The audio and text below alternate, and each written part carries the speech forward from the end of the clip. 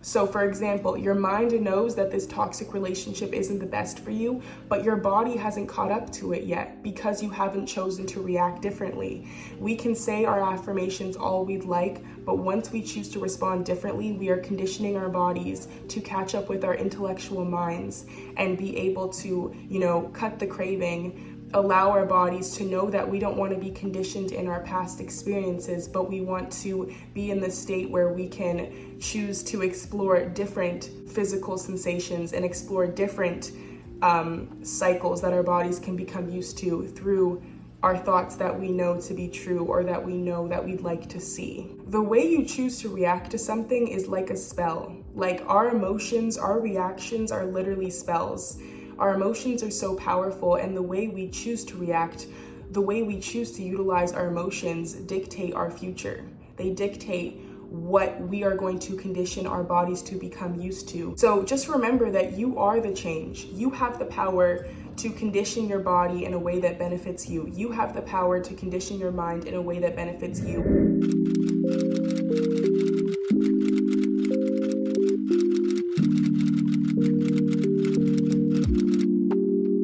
I just finished reading Becoming Supernatural by Dr. Joe Dispenza, and I've learned so many things from this book. But the thing that really stood out to me the most within this book is about how our bodies are conditioned based off the way that we choose to respond to life, based off how we choose to react to things within our life. So what I really learned from this book is the importance of reacting differently so that you can start to condition your body differently, so that your body can start to crave different cycles for yourself.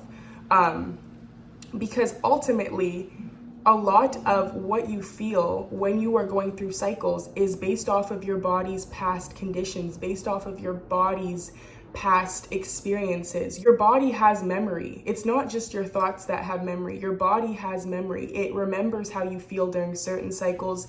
And if you've been doing those certain cycles for a long time, it's used to maintaining that cycle. So for example, if you're someone who works out at least 3 times a week, your body's going to become used to working out 3 times a week. But if you randomly start choosing to work out 5 times a week, your body may have some push and pull with it because it's not used to that condition. It's not used to that cycle. But if you continue to push through and you continue to work out 5 times a week, your body will then become conditioned to knowing that it's going to be working out 5 times a week. It's going to become used to that. It's not going to be as painful. You're not going to be as tired. You're going to be used to the conditioned cycle. So just like workouts, our bodies can become used to other cycles, emotional cycles, because emotional cycles affect our bodies. We crave the high. We crave the experiences that we've had before because we know where it's going to lead us. Our body, our past emotions have created a cycle for our bodies that our bodies are looking forward to, or they know they're expecting it's about to come up. Just like how you'll expect that your body's going to work out 5 times a week, your body expects that emotional cycle to come into the picture again. So I feel like that's really where responding differently, to a cycle that you no longer want any part of is so important, because you need to recondition your body to expect a different cycle so that it doesn't crave the cycle that's toxic for you anymore. Like I said, I highly recommend this book. I feel like everyone on planet Earth should read this book. It mixes spirituality with science, and it's known facts about our bodies, how our thoughts, how our reactions affect the cells in our bodies, how it affects the cycles that we produce within our lives. It's truly incredible, and it goes through a lot of different things, but this is just something I really wanted to speak up on because I know that toxic cycles are super difficult for people to get through. I have been in very, very toxic cycles.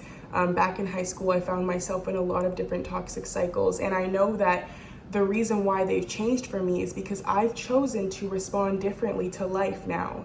The reason why I've become accustomed to these new cycles, why my body has become accustomed to new cycles, is because I've chosen to react differently, to respond differently to things I no longer want any part of. Even though I know a high is coming from whatever low moment I find myself in within that cycle, I can choose to stop it abruptly and allow myself to find highs in healthier ways. I can choose to engage in cycles that actually benefit me. I can choose to condition my body to love on healthy cycles. I can choose to condition my body to things that truly benefit me in the long run. Even though my body was used to those past emotional conditions and cycles, I chose to cut it cold turkey and allow my body to become conditioned to things that aided me in my life. And there's still toxic cycles that I definitely work on to this day. You know, some are easier than others. But after reading this book, I know that it's truly about conditioning your body, which then aids in conditioning your thoughts. Your thoughts aid conditioning your body, and your body aids in conditioning your thoughts. They work together. Your mind and your body work together. It's not always just your thoughts. It's also about your body's cravings and what your body is used to, and how it's used to you reacting, where it's used to you going, and allowing yourself to change that up and stop those cravings if you know that they're not the best for you, and allowing yourself to crave something else that benefits you. The way you choose to react to something is like a spell. Like, our emotions, our reactions are literally spells. Our emotions are so powerful, and the way we choose to react, the way we choose to utilize our emotions dictate our future. They dictate what we are going to condition our bodies to become used to. So just remember that you are the change. You have the power to condition your body in a way that benefits you. You have the power to condition your mind in a way that benefits you. And it's all based upon how you choose to react, because your emotions are so powerful. Your reactions are so powerful. The way you react is like a spell. It dictates your future. It dictates what's up next for you. It dictates, you know, your feeling state. And if you listen to anything related to Neville Goddard, you know that your feeling state is so important in what you'd like to manifest into your life, what you'd like to bring into your life.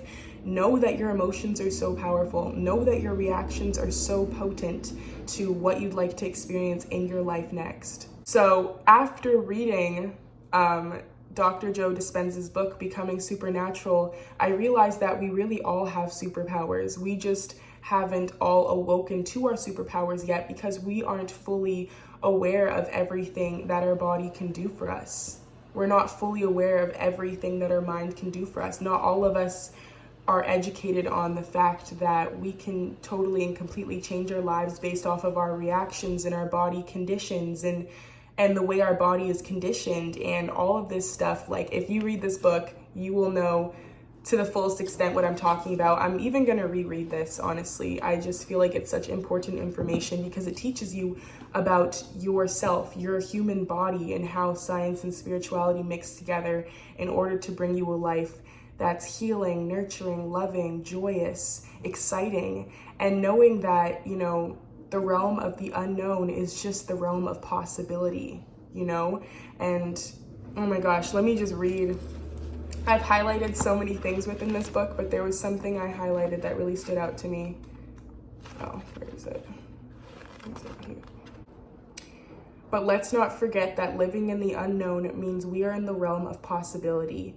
The real challenge is not to return to the level of mediocrity that the prevailing social consciousness agrees on, merely because we don't see anyone else doing what we are doing. And when I read this, I was just like, wow, because I mean, if you've been listening to my channel for a while now, you know I talk a lot about, you know, not always trying to fit in with who is around you per se, because, you know, you may have a different interest than those around you. You may feel called to do something different than those around you. And sometimes just like knowing that the majority of people aren't doing that can hold us back from actually pursuing things that we feel called to. So seeing that, I was like, Dr. Joe Dispenza, you are speaking to me right now. Also, this is another thing that I read that completely called to me. By tempering those reactive behaviors and thus no longer creating the same redundant experiences and emotions, we no longer fire and wire the same circuits in the brain. This is how we cease conditioning the body to live in the self-limiting emotions of the mind. And this is how we change ourselves and our relationship to the world around us. Every time we do this, we are literally teaching our body to chemically understand what our mind has intellectually understood. Every time we do this, we are literally teaching our body to chemically understand what our mind has intellectually understood. So sometimes it takes your body a minute to catch up with what your mind already knows. So for example, your mind knows that this toxic relationship isn't the best for you, but your body hasn't caught up to it yet because you haven't chosen to react differently. We can say our affirmations all we'd like, but once we choose to respond differently, we are conditioning our bodies to catch up with our intellectual minds and be able to, cut the craving, allow our bodies to know that we don't want to be conditioned in our past experiences, but we want to be in the state where we can choose to explore different, physical sensations and explore different cycles that our bodies can become used to through our thoughts that we know to be true or that we know that we'd like to see. So yeah, reading that book, totally mind-blowing. I've recommended this book to a couple people and they've both messaged me and they were like, wow, like, I'm so glad that I hopped on the book. When you said to totally mind-changing, I was like, I know. I will continue to recommend that book. I will. I even recommended it to my mom, and if you've been listening to my channel for a while, I've mentioned before that my mom is very science-based, and so I feel like this book would kind of help her to understand where I come from because it's mixing science and spirituality together. But we'll see. Who knows? It's okay if not. But yeah, I highly recommend it. Highly. And in the beginning, I'm not gonna lie, it's a lot of information, but you get into these little pockets where you're like, wow, like this really spoke to me, and it just like kind of tied into what I saw before this, all that good stuff. So yeah, I hope you guys are doing well. I hope that this video resonated with you. I hope that it opened up your perspective in some way, shape, or form. Remember that you are completely capable of becoming the authentic, best version of yourself, and that everything is always working out for you, no matter what it seems like at any given point in time. Thank you guys for watching, listening, and I will see you guys in the next video.